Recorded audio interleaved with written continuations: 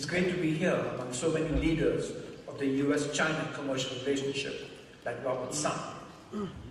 Let me express my sincere appreciation to ACCS and all those sponsoring today's event. I admire the work you do, promoting business, creating jobs, and building concrete ties between the United States and China.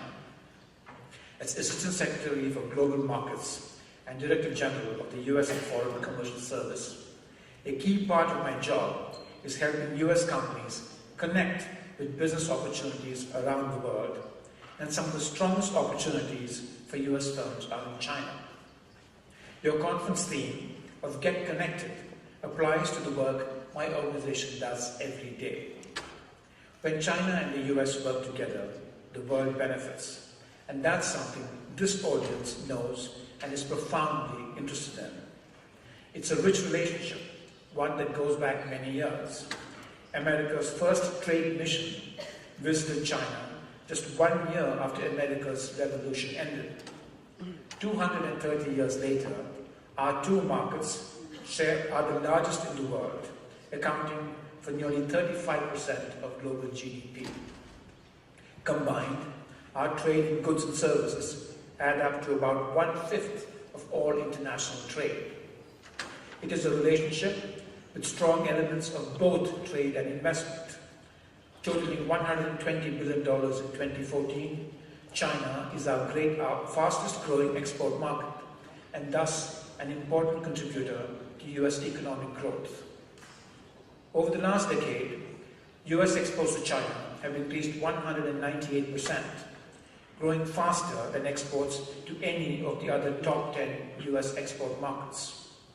These exports play an essential role in the US economy and job growth.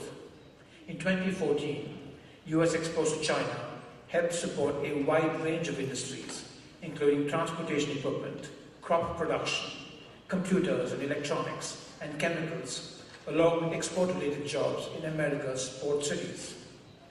At Commerce, we actively work to support these vital exports. Our Global Markets Unit includes over 100 export assistance centers throughout the United States. In Southern California alone, we have 2 offices in Los Angeles, downtown and West Los Angeles, and offices in Irvine, Inland Empire, Ventura, Fresno, and San Diego.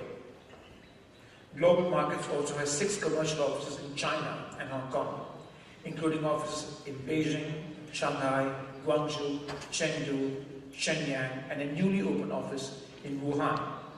I had the pleasure just 3 months ago to visit Guangzhou and meet business and government leaders there.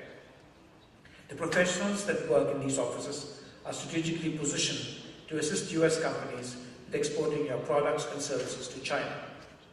With us today is Terry Batch, our lead for the West Los Angeles Global China team.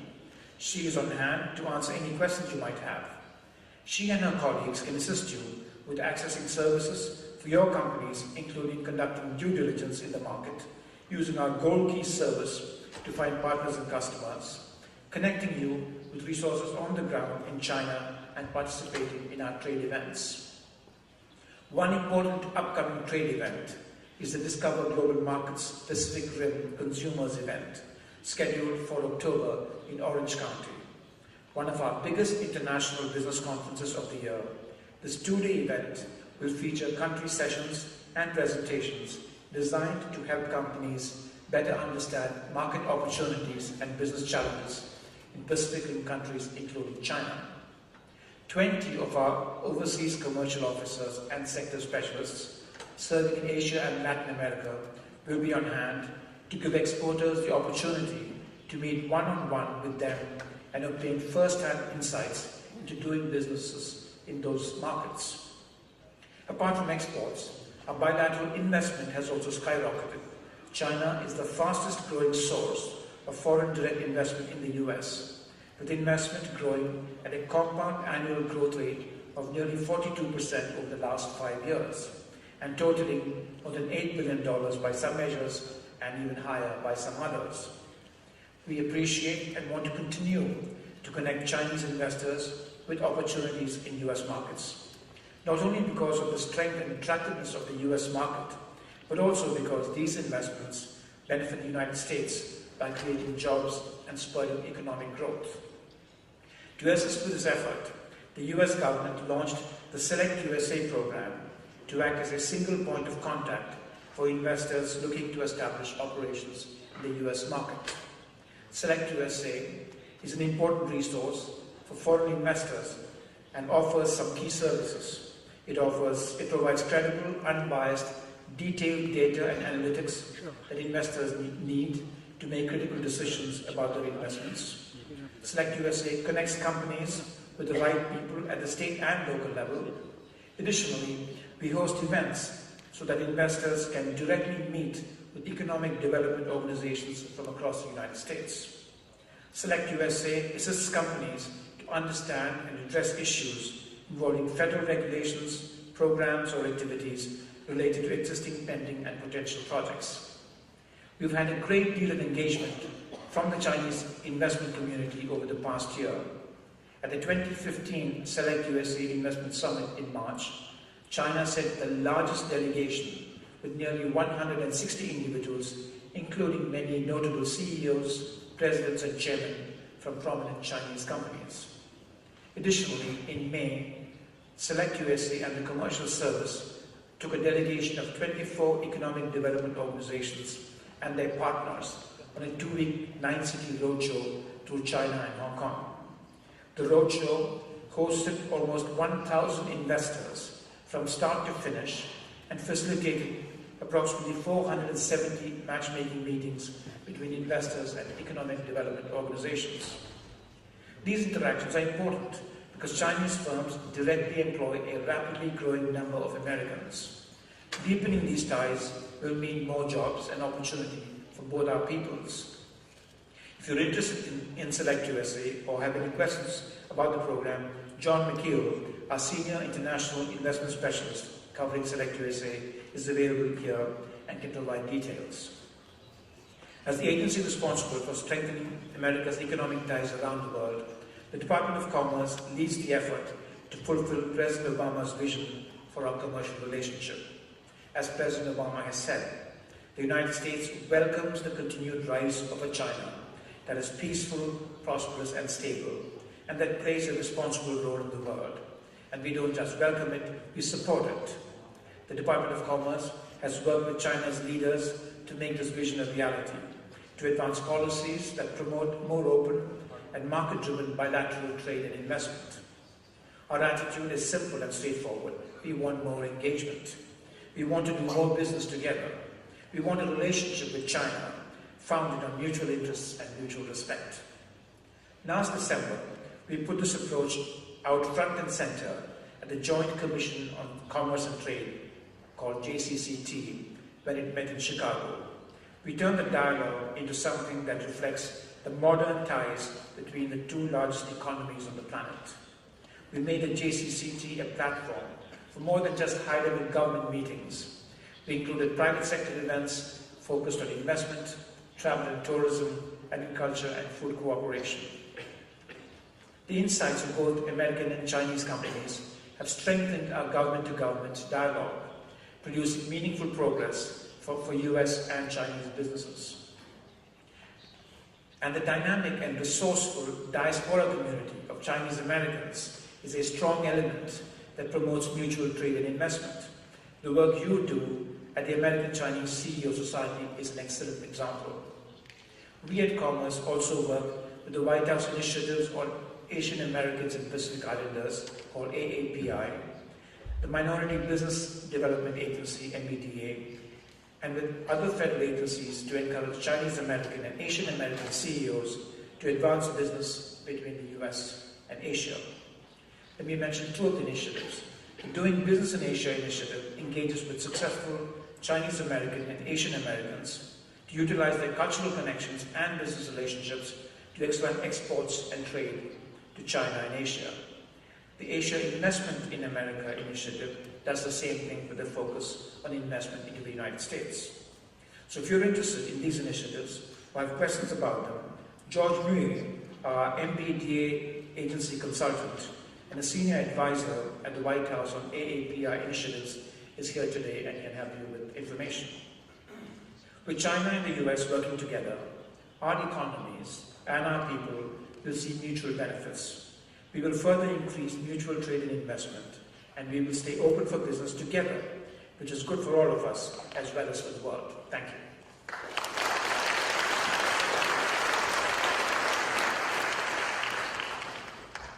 May I please have Mr. Sean Guo, President of the China Mobile USA, to present an award to Mr. Kumar.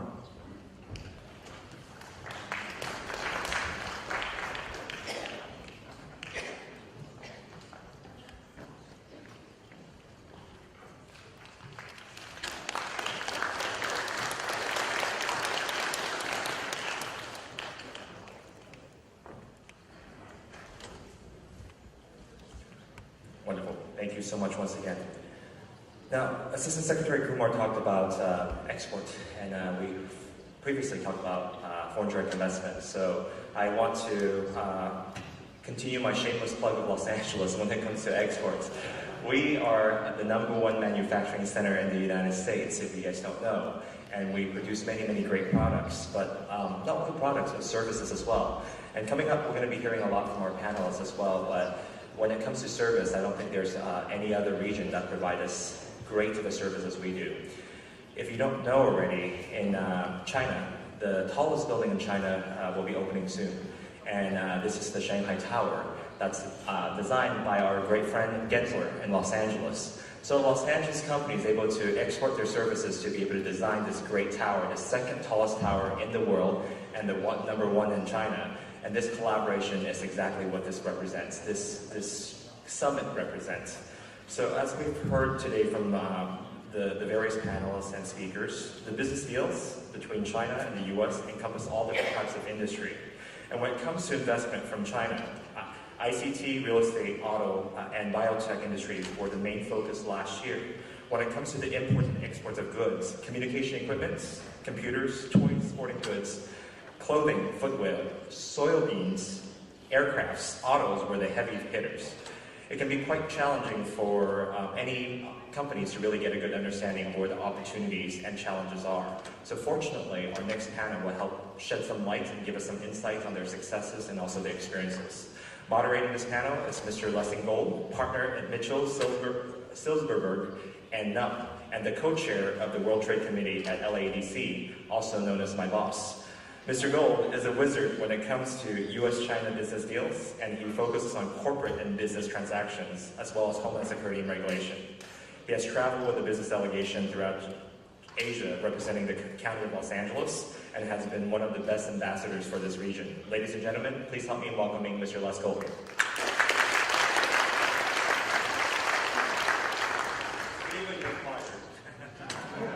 Stephen is terrific. What a tremendous asset he is to our community, and thank you very, very much for moderating.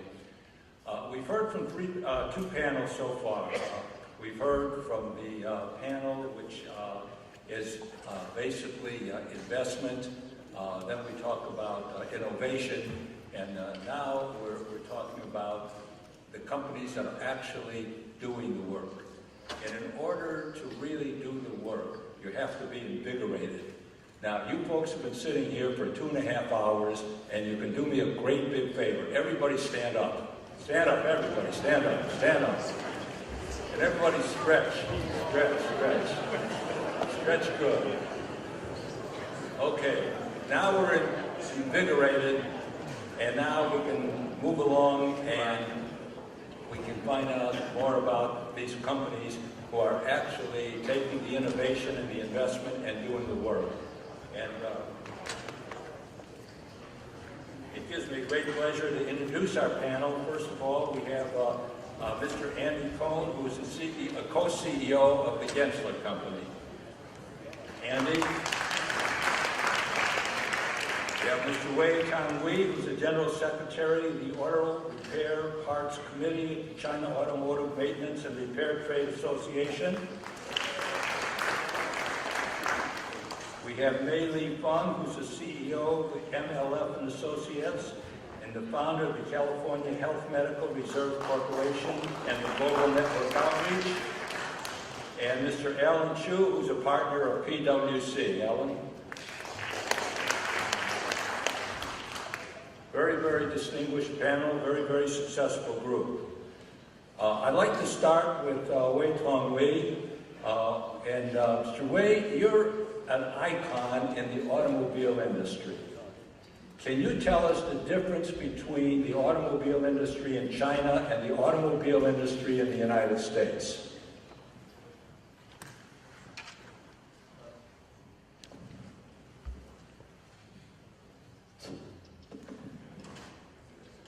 Right. 首先是美国是一个汽车大国，是一个有着悠久历史传统、有着很高技术含量的汽车大国。那么中国是一个新兴的刚刚崛起的，也是一个汽车大国。在连续3年，中国的汽车产销都稳居世界第一。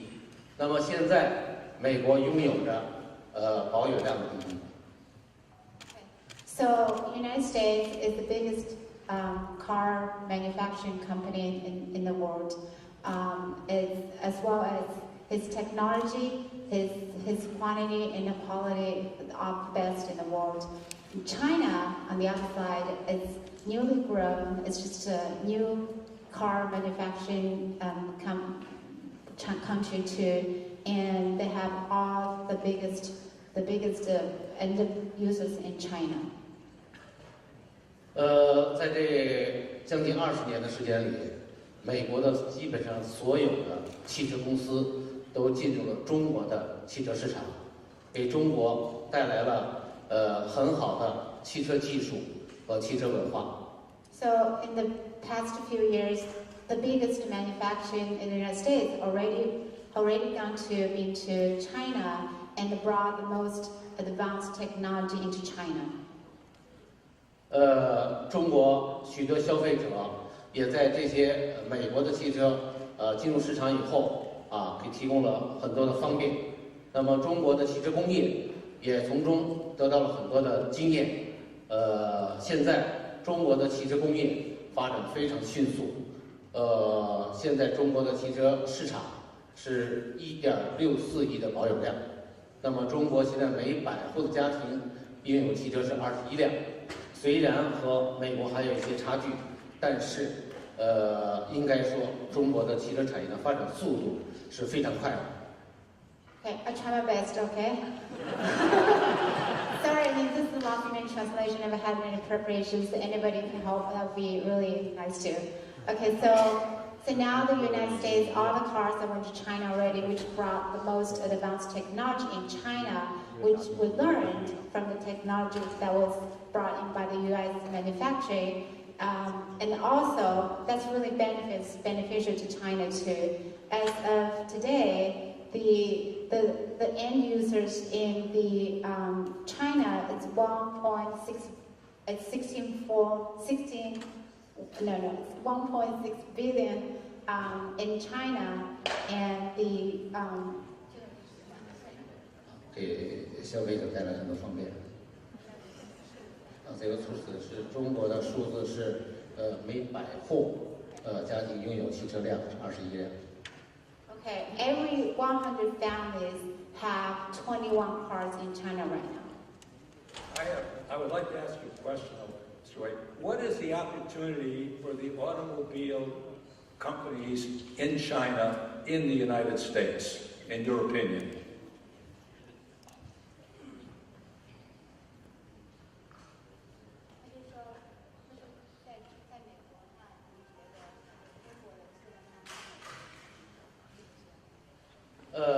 说了，中国的市场远比美国的市场应该是大，但是从保有量来说还差1倍。那么中国是1.6亿辆，现在美国是3亿多辆。在中国来说，汽车的需求还是一个刚需，也就是说非常需要。那么中国的汽车市场应该是非常大，所有的美国的生产企业、汽车生产企业与汽车相关的生产企业都还会有非常大的商机。所以今天这个商会10周年应该还能架起中美汽车产业的一个桥梁。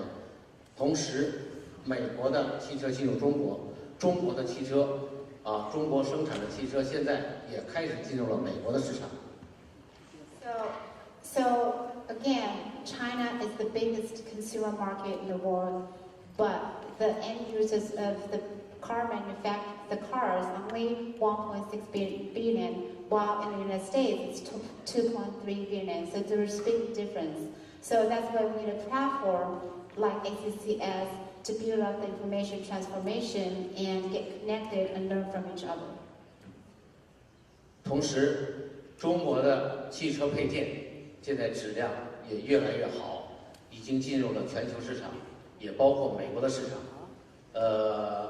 相反，美国的汽车配件现在进入中国的，过去都是一些技术含量相对低的，现在除非是一些技术含量非常高、附加值非常高的，是吧？进入到中国市场，所以两个市场是平衡的，是互相需要的。So the quality of all the cars manufactured in China, it's getting better and better.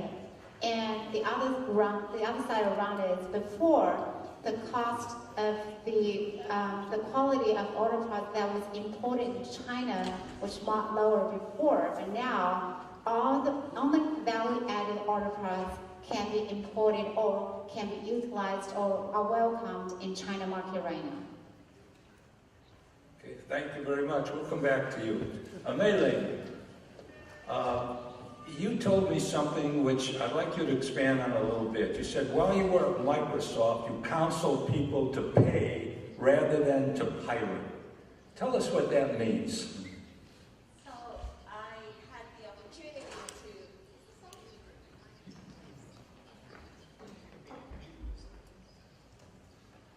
Microsoft faced a piracy problem in China, and they were wondering how to get the salespeople to convince Chinese businesses to pay for that software.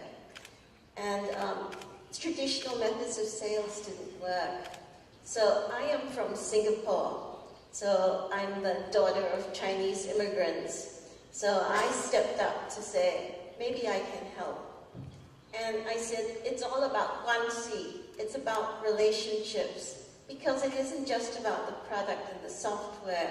It's what you can learn from other people who are using the software, what you can learn about businesses and their practices, about how to innovate using technology.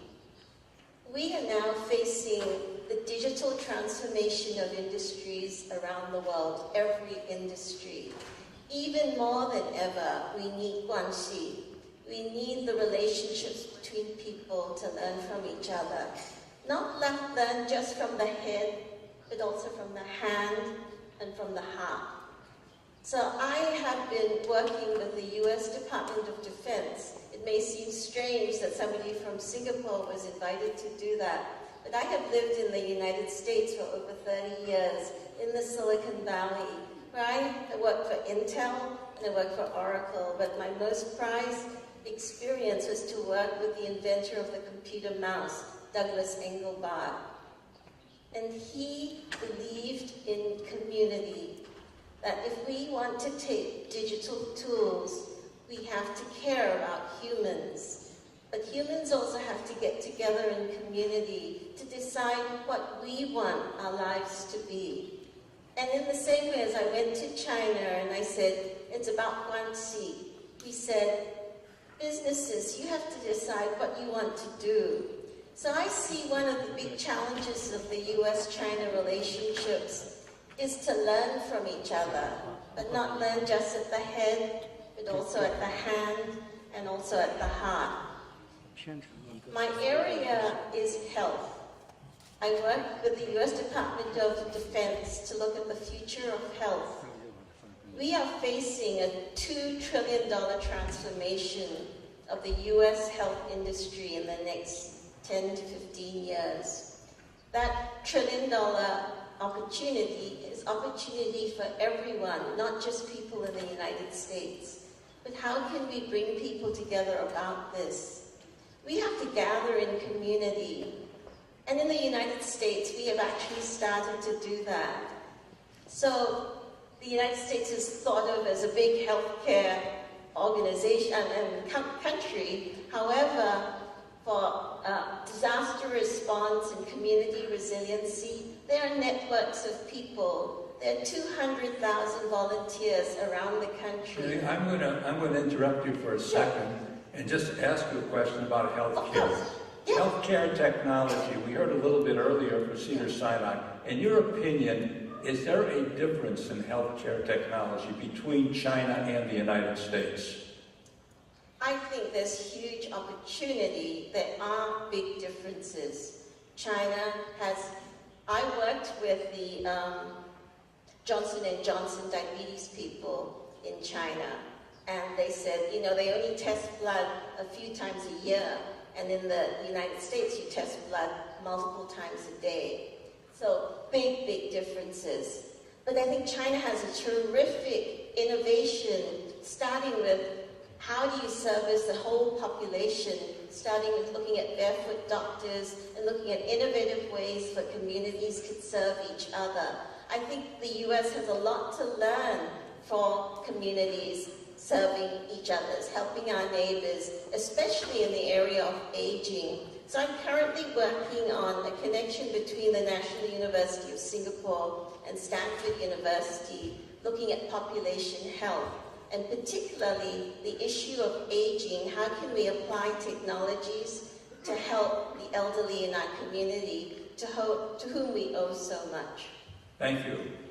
Alan, your practice focuses principally... We'll come back later. Thank you. Alan, your practice focuses principally on Chinese companies. What are the main tax differences between the U.S. and China for Chinese companies who are coming to the U.S.? We've heard a little bit about it, but can you expand on it based on your experience? Okay. First of all, I must make one qualification. I'm not a tax guy. I will draw the question. It's okay. It's okay. But you know, I did prepare for this panel, so I think one of the things about tax is that I do work with a lot of Chinese clients, is that U.S. taxes are far more complex than Chinese taxes. Chinese taxes are designed for simple businesses doing simple transactions, whereas U.S. Taxes are far more complex, and a lot of Chinese companies are adapting. Well, let me put the question another way. What kind of complaints do you receive from your Chinese clients? Right. I think perhaps what would be good is if I just kind of talk a little bit about what it is I do, right? And then I think that would be helpful. These are definitely very exciting times, at least as exciting as it can be for an accountant, I suppose. It's exciting because to prepare for this industries panel, my full-time job, just so everybody knows, is that I run the China practice for PricewaterhouseCoopers here in the U.S. across all industries. And so to prepare for this panel and to make sure that I don't have a Ray Perry moment, I actually counted the industries that I have worked with in terms of Chinese inbound investments over the past 6 years. And there were 12 industries, believe it or not. Clean tech, automotive, technology, energy, entertainment, real estate, banking, agriculture, insurance, telecom, aviation, and healthcare. So that should give you some kind of indication as to the breadth of and the width of the Chinese investments here. And what I do is I help these companies, when they come here, everything from market entry to acquisition to building their businesses, and yes, tax and auditing. And what I'm really proud of is that these Chinese companies, what they're here to do is to essentially to access the U.S. market for Chinese consumers and investors, which is quite accretive for both China and the U.S., right? And a lot of these Chinese companies, what they're looking to do here now, as they're getting bigger, is to better integrate into the U.S. community at large. And that is also something that we're really proud of doing. Now, to address Les's question about the complaints, yes, one of the things that I find really fascinating is that having worked in China for 10 years and heard the complaints about U.S. companies working in China, I'm beginning to hear exactly the same complaints from Chinese companies now working in the U.S. They say that a lot of it is based on relationships. They say that a lot of times they don't necessarily know the same things that a lot of U.S. companies do.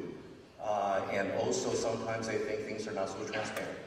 And so those are the things in which we help our Chinese clients. What do you tell your Chinese clients about doing business in Los Angeles?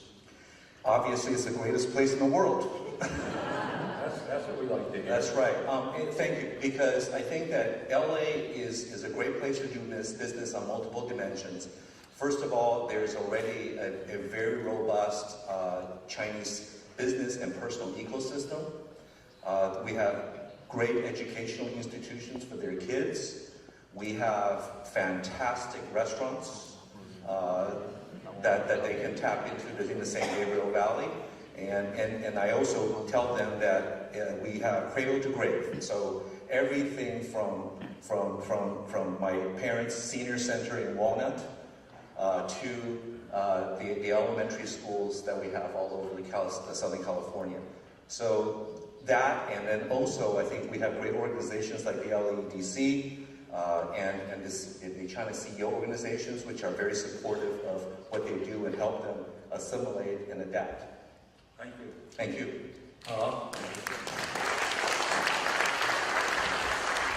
I was in China a few months ago with Mayor Garcetti, and we had the pleasure of getting a tour to the top of a building called Shanghai Towers, which I believe is now the second tallest building in the world, although it's not complete. And we're very fortunate today to have the gentleman who is, I believe, one of the key designers of that building. Andy, please tell us about Shanghai Towers. Thank you so much, Les, and I'm thrilled to be here today. It's really an honor. Thank you, Les, for inviting me. Gensler is a global architectural firm. We have offices in 47 cities, and we have offices in Shanghai and Beijing. And about 5 years ago, we were lucky enough to win the commission for the Shanghai Tower, which is 630 meters tall. It's a vertical city. It has different uses in it: office, residential. It has an observation deck at the top. It really is a vertical city in a lot of in nature. And what was remarkable about it was we were able to work collaboratively with teams around the world and working collaboratively with our wonderful Chinese clients who directed us to create an icon, the future of China, the future of Shanghai and the future of China. Again, the tallest building in China, tallest building in Asia, second tallest building in the world. But more importantly, it's also a sustainable tower. It's about how China can be a leader in sustainability around the world. So the tower has windmills at the top that power a lot of the energy. It has all kinds of sustainable measures inside that create that vertical city. We have 8 different garden levels within the building itself. Again, for us, it was about the collaboration on the technologies from around the world and working with phenomenal Chinese companies. It really was a global project, creating a world-class icon for China.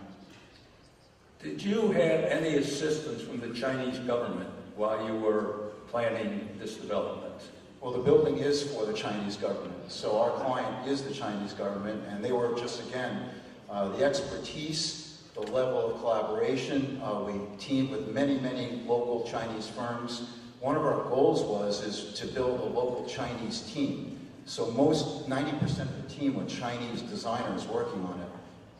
And it was because of that expertise that we're able to create this phenomenal Tower of the Future. It really is a tower of the 21st century, a tower of the symbol of China for the future.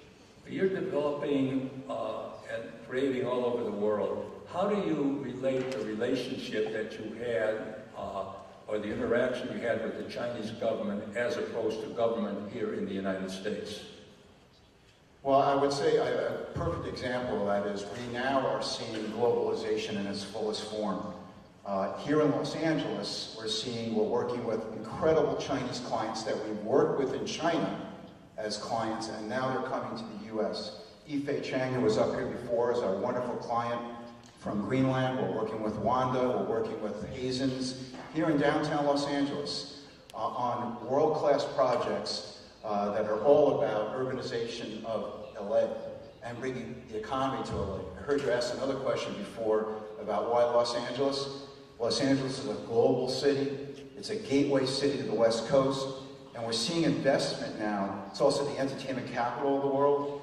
And we're seeing investment now like never before because of the innovation that takes place, because of the media that's here. Also, the land costs here are about half the land costs in China. So we're seeing this incredible ability to be able to buy land at less expensive costs and to develop world-class projects. And by the scale of the projects that I'm talking about, that we're working with Chinese companies, these are 3 and 4 and 5 million square foot projects. So these are massive projects being developed in downtown Los Angeles that will change the face of Los Angeles for the long term, to the better. What were some of the challenges that you were up against in Shanghai, China? Well, I think that, look, this tower that we designed is one of a kind. It's a super high-rise tower. We just heard about the typhoon that happened close to Shanghai. We had to design this tower to withstand typhoon forces. We were also innovating with the scale and size of the structure of the tower. If you see the design of the tower, you'll see it as a twisting form. Some people call it the dragon's tail building, and as it twists up in nature.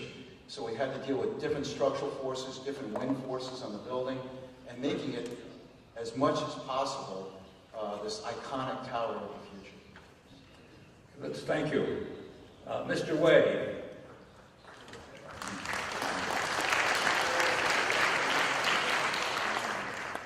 The Pearl River area in southern China has become a tremendous area for commerce, for business. What causes all of the young Chinese engineers to go to Shenzhen and Guangzhou and to develop that area?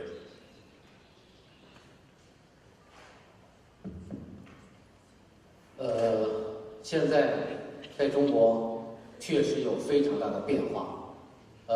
在提倡万众创新、万众创业，这个全民创业，这个到底是什么样的一个结果？我可以告诉大家，现在确实是很多的年轻人都在思考着如何体现自己的价值，如何更好的报效祖国，更好的为中国经济飞速发展做一些贡献。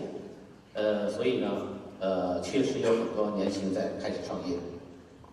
Okay, so now China's changing so much right now. A lot of young people, they do go to Shenzhen, this new city, to look for the career, build up the career. Why is that? Because the whole China is calling for all people going to be innovating, creating, and develop their own business. So what's going to happen, it's really people are thinking about how to create their own business, how to develop the career, and how to add more value to the whole society, which is true. Now, a lot of young people, they do go to this new city to develop. And so how do you compare the Pearl River Delta area with our Silicon Valley or our Silicon Beach here in California?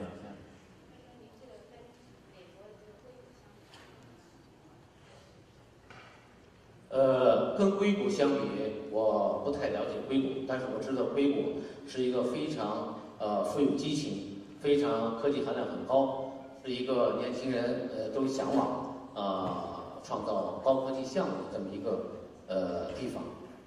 那么中国呢，不光是在这个传统行业里边，更多的是在这个现代服务业，更多的是在这个电子商务，是吧？信息化。这方面呢，有更多的尝试，那么可能比硅谷当时的创业呢，范围更宽，这个幅度更大，那么他们可能影响力呢也会非常大，对社会。Okay, I don't know that much about Silicon Valley, but I know it's a lot of people love that place, and it's a high-tech technology place. But in China, compared to China, what China's going on right now, it's more wide range. So people, the young people, are more focusing on technology, e-commerce, service. So it's more in a more wider range of new opportunities. Thank you. Mei Ling, you've worked and traveled in China and the U.S. What do you see as the challenge and the opportunities in these emerging markets?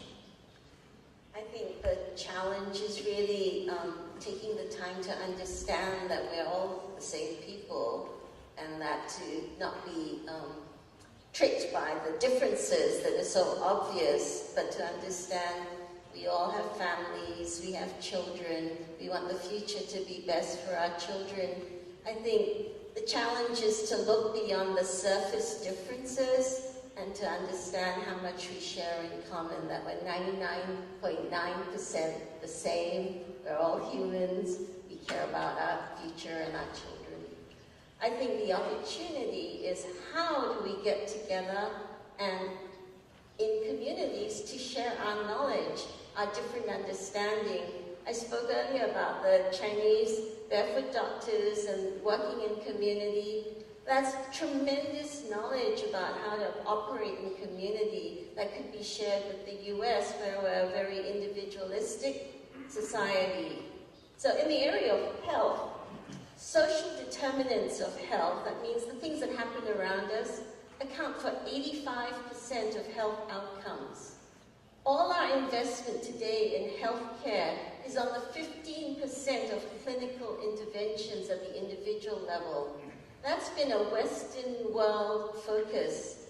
But the long thousands of years tradition for India, China, Egypt has always been on whole body health. 健康人, the healthy person. And so there's so much interchange that we can do to bring all of these different traditions together. This week I had the pleasure of hosting the senior advisor to the World Bank at my home. And she said, today when we ask people what they want, in the past they said, this is in developing countries, they said water, they wanted clean water. She said, now what they want, you ask them, Wi-Fi. Because they don't want to be poor. But that is a huge challenge in our understanding. I want to give an example. Each country decides how to build their highways, how the roads will work, how the cars will get on, how the cars will get off. Germany is very different from the US. China is very different from the US. But there has never been the issue that we're going to join all the roads of the world. And yet we're facing this today with Wi-Fi and with the internet.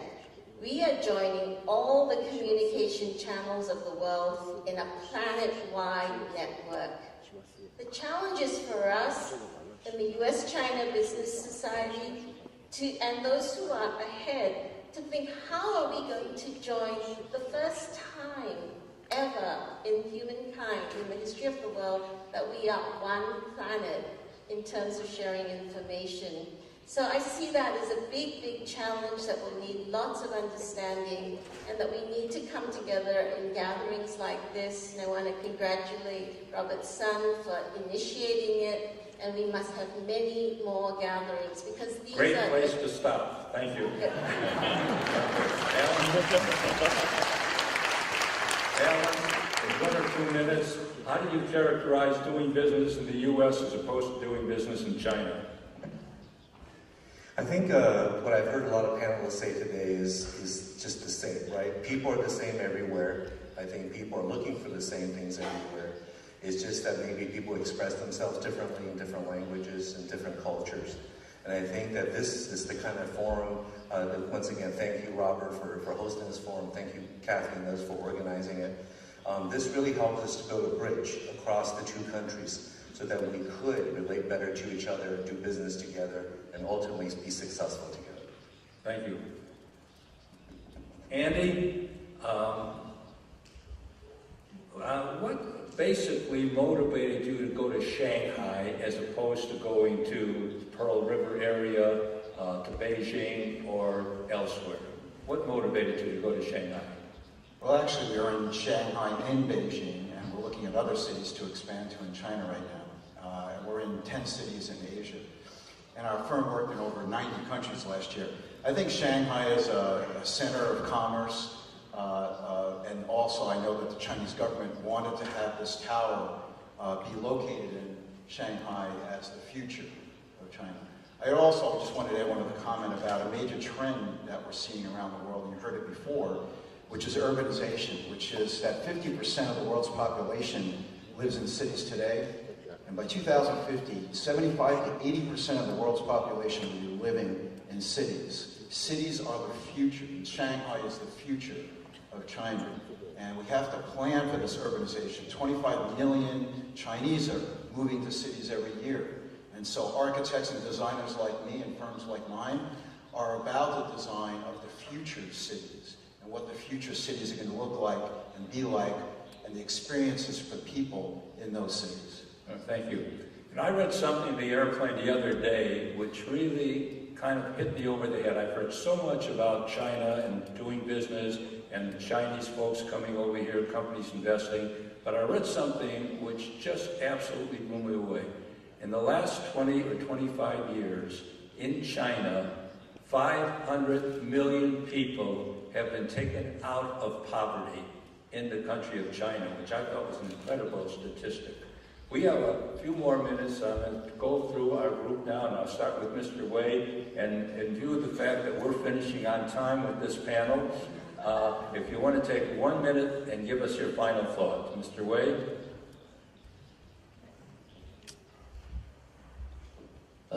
今天的活动非常好，我觉得确实应该感谢宋会长和咱们美中商会的这个同仁们，希望能够为两国的企业和企业家架起更好的桥梁，促进两国的共同发展。I think this is a great event today. I really thank you, Robertson, ACCS, to build on this platform. I think everybody has tried to the best, and then including me, to contribute to building a better bridge between U.S. and China. Andy? Let's see, the world is flat, and it's all about globalization is here to stay, and we're seeing this unbelievable interconnected world. And we're all in this together, and we're developing the future cities of the world around the globe. And we're honored and thrilled to have the ability to design the tallest building in China. Thank you. Mei-Li? Singapore celebrates its 50th anniversary this year. And one thing that it's done that I'm so proud of is that it invested in its people. Singapore had no resources. Everything that Singapore is happened because of the people who live there. We must invest in the people of the earth. Thank you. Thank you. Alan? Thanks, Les. I think that, as everybody probably can see and know, the Chinese investments are growing very, very rapidly in the U.S. And just I was saying, just as Chinese business and Chinese people are trying to get more integrated into the U.S. community, I hope that people here would also embrace them. That's it. Thank you very, very much. And it just goes to show you this panel finishes on time. Thank you, panel, very, very much, and thank all of you. All right, ladies and gentlemen, that concludes our summit today. And before we end, I want to thank our panelists and our speakers all throughout the day, as well as some special people, Sandan and Shirley, who are the co-chairs of the gala, as well as ACCS, who are in charge of the board. Thank you so much for all your help. And I am reflecting on a lot of the conversation that we had today earlier about investments and about business opportunity. This is great for both the United States and China. But as we think about it, it all comes from one place, which is what Mei-Li actually said earlier. It starts with the guanxi, it starts with a relationship. So I want to thank again the ACCS for putting together this amazing event. Mr. Robertson's vision in terms of bringing people together. We hope you'll stay with us for the banquet later tonight. Thank you so much for your participation. We look forward to 10 more years of celebration and working together with you.